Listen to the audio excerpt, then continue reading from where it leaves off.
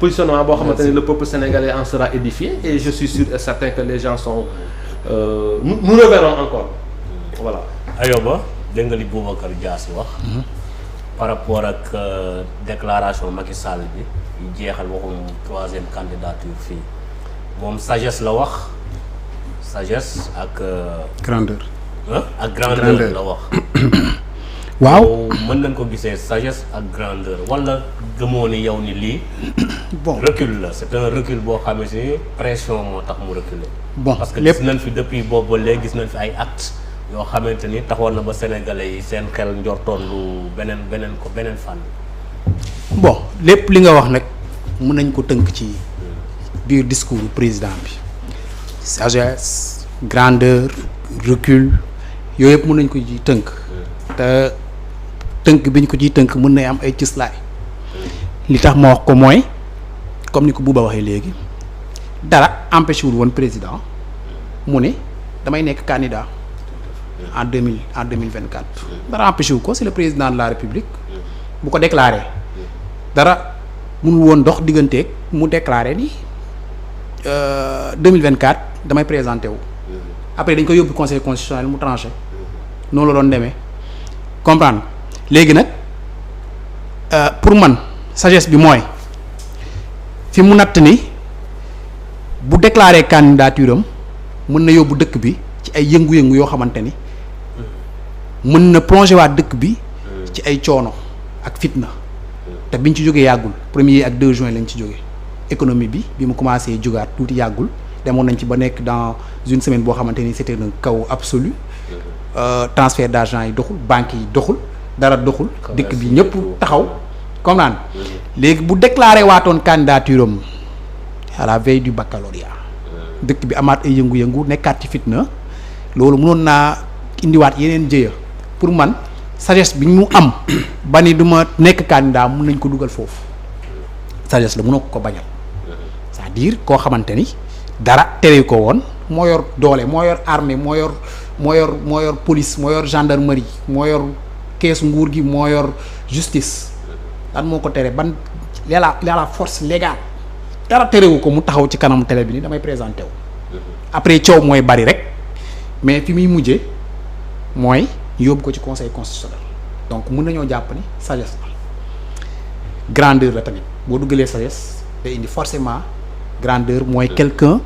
koo xamante ni il avait la possibilité de prendre une décision mu teg fa décision ba donte xamoo motivation yi peut-être am na ay motivation politique beaucoup de motivation politique certainement derrière yoo xamante ni peut-être vous et moi ne sommes pas encore au courant mais qu'importe sagesse bu duggee da ngay am grandeur da ngay dugal grandeur waaye ni ma jàppee man tamit recul bi ça s'explique comme ni nga ko waxee léegi suñ demee tey en 2023 ñu ne Sénégal damay fàttali rek ni suñu constitution bi nga xamante ni moo fal Abdoulaye Wade en 2000 c'était la constitution de 1963 qui ne consacrait pas la limitation de mandat Abdoulaye Wade bu mu ñëwee 2000 en tant que démocrate mu ni président toog fi ba heure bu ko neex muy présenté wu di représenté wu rek loolu dafa war a dakk mu dugal en 2001 constitution bu bees c'est-à-dire mu faat constitution 1963 indi constitution 2001 dugal limitation des mandats ni président bi fi nekk bu fi nekkee benn yoon la am droit représenté wu waat dootul représenté wu waat la question du mandat bi bu ba di wax c'est réglé depuis 2001 par la constitution loolu foog muy leer c'est-à-dire ay waxi politique mënoo ci nax mën nga ci nax sénégalais yu bari mais la problématique des mandats c'est résolu depuis 2001 encore une fois en 2016 la constitution qu'il a évoquée tout à l'heure en 2016 on n'a pas abrogé la constitution de 2001 en 2016 on a révisé la constitution la disposition du nombre de mandats n'a pas été touchée c'est la durée du mandat qui a été touchée qui est passée de 7 à 5 ans ñu ko ciy jaajëfal moom Macky Sall parce que moo jëlee septennat bi indi ko quinquennat ñu laaj ko à l'époque en 2014 sur France 24 et sur RFI ni ko ndax yow da nga gëm ni président bu toogee 10 ans doy na mu ni moom loolu la gëm. président bu defee ci kaw ci benn bopp réew une décennie lu mu fa deful mënatu ko fa defaat donc il doit partir tu comprends. 2016 ñu réviser constitution bi laal durée bi jëlee ko septennat indi ko quinquennat moom sax je me rappelle sur le perron de l'Élysée avec Nicolas Sarkozy à l'époque promettroon na ni day wàññi mandaawam bii nekkoon en cours de 2012 à 2019 jëlee ko 7 indi ko 5 ans devant toutes les chaînes de télévision du monde. Macky Sall moo ko wax ba mu demee ba ci biir mu am ay soubresaut politique ay jege ñaaleem à l'époque maa ngi fàttaliku bu baax Cissé Lo moo taxaw ci kanamu rajo yeeg télé yi ni Macky Sall maa ngi koy wax ni bés bu dof-dofloo ba wàññi mandaawam boobu indi ko 7 indi ko 5 ans ba mu am élection 2017 dañ koy gagné day wàcc. Il avait promis aux Sénégalais que dafay wàññi qu'importe avis constitutionnel la laaj joxuñu ko décision avis lañ ko jox mu wekku ci avis boobu ni day prolonger mandat bi finalement 7 ans première ni maa ngi noonu donc ñu jógee foofu damay fàttali rek ni 2012 ba ñuy fal Macky ci constitution 2001 lañ ko fal 2019 ba ñuy falaat Macky réélection instant bi ñu ngi nekkaat waaw dama lay wax recul bi fu mu nekkee ba ñuy falaat Macky en 2019 ci constitution 2001 lañ ko fal ñu ko ci constitution 2016 benn constitution moo am mooy 2001 moo fi nekk moom nekk en exercice ba léegi donc suñ ñëwee ba 2023 ñuy waxi troisième mandat je trouve que c'est un recul que Macky Sall def déclaration ba pare toute la communauté internationale jël seeni papier seeni mail envoyé seen Twitter seen compte yi di féliciter le Sénégal c'est un recul démocratique pour moi. J'accepte la sagesse de Macky Sall de renoncer à sa troisième candidature, j'accepte sa grandeur, mais que aussi accepte que le Sénégal a reculé quand en 2012 plus de 12 personnes sont mortes parce que on se rassemblait à la place de la nation pour contester la troisième candidature de Wade. Des gens qui se sont rassemblés là-bas dont Macky Sall et sa famille. Fukki bakkanu doomu aadama ak ñaar rot ci 10 ans après ñu taxaw di débattraat di waxaat ay polémique gu troisième mandat je suis désolé c'est un recul. Macky Sall dès 2019 la waroon leeral carte gi ni man bii mooy sama dernier mandat te li mu argument yi mu tegoon ni bu ko waxee liggéey dootul amati pour man argument yooyu taxawul. pour man bu waxoon dès le départ en 2019 dès le début de son kii nit ki man bii mooy sama dernier mandat au contraire il s'entourerait de technocrates te mu bàyyi ñi nga xamante ne ñoo nekk ci parti bi ñu dem liggéey terrain politique bi moom bu concentré woon de 2019 à 2024 ci projet yi mu am yépp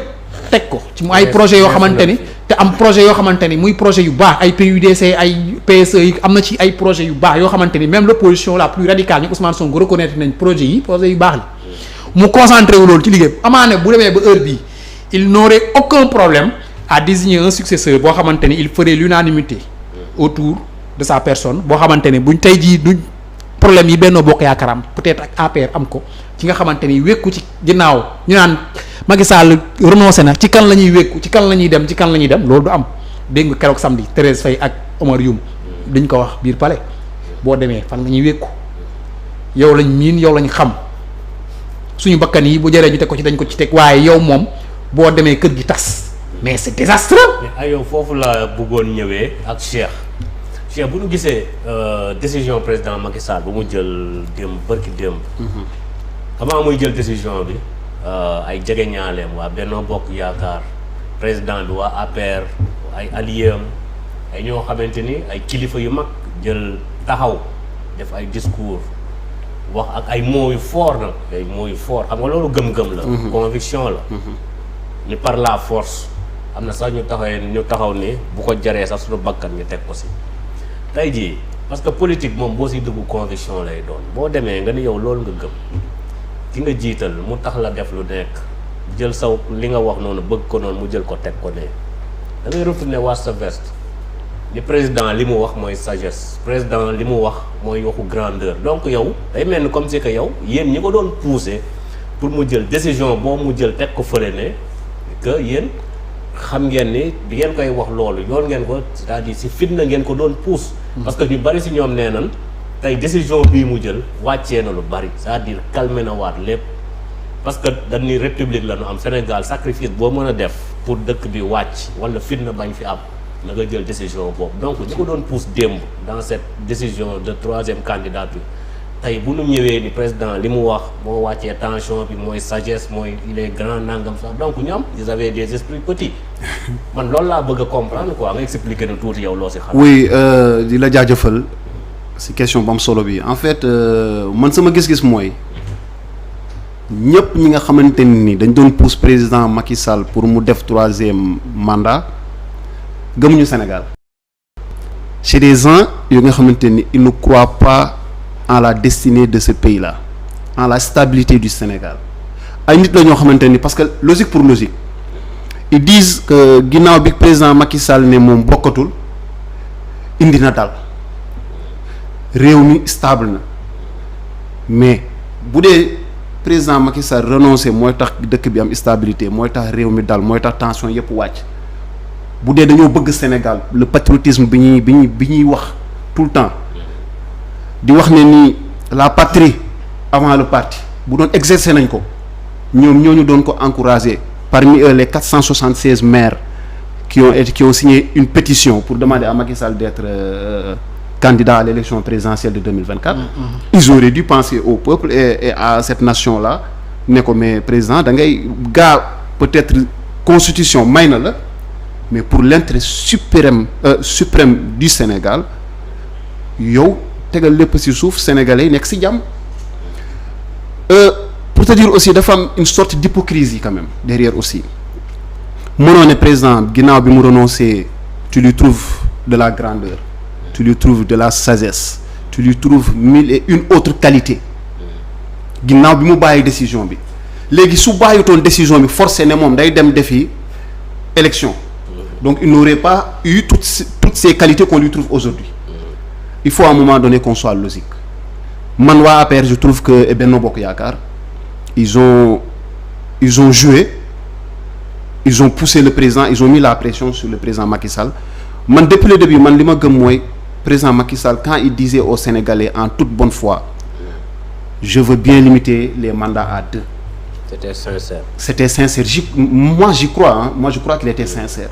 mais il arrive à un moment donné de l'histoire politique quand les intérêts vraiment entrent en jeu et que chacun veut tirer son épingle du jeu il peut arriver que ñu defloo njiit lu mu bëggul def man dama jàpp ne parce que j'ai même entendu des gens yu wax ne xam ne dañuy wax président daf leen trahir dafa trahir waa APR dafa trahir Benno Bokk Yaakaar j'ai entendu ça j'ai entendu des gens yoo xam dañu ne président soo présenté ñun dañu yóbbu ñun ñoo la yóbbu CPI parce que c'est une haute trahison donc il faut que les gens à un moment donné tamit ñu xam lu ñu bëgg président Macky Sall bëggoon na mais après aussi moi je pense qu'il a manqué de fermeté quand même on peut lui trouver toutes les qualités mais sur cette question-là le président Macky Sall a manqué de fermeté man su ma doonoon président Macky Sall sama wax démb mooy doon sama waxu tey mooy continuer mais à un moment donné il a tergiversé cette tergiversation-là a causé des dommages fii ci biir réew mi Sénégal am na ñu ñàkk seen bakkan en 2021 c'est vrai am na yeneen cause yu nekk ci ginnaaw mais la cause du 3e mandat quand même bokkoon na ci li nga xamante ni moo attisé maanaam le feu na daal benn instant. effectivement parce que c'est le flou. parce que tamit boo ko jàngatee par exemple lu jëlee Sori Kaba fu mu jaar ak moom. Maître Moussa Diop jaar fa keneen ak keneen de l'autre côté am na ñuy wax président nangam sangam. su ko neexee mën na nekkaat candidat on les